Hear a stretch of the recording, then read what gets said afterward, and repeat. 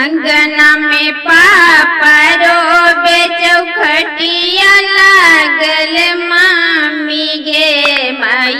दुगरा पर बेटी रोबे या बनई हर छूटल गे माई दुगरा पर बेटी रोबे आ बनई हर छूटल गे माई डोलिया में बेटी रोबे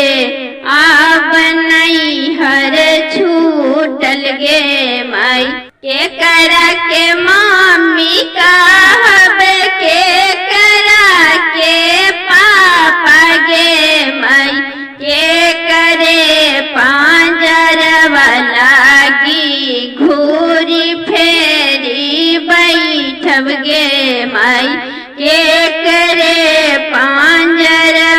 लागी घूरी फेरी बैठब गे माई ससुर जी के पापा कही हाथ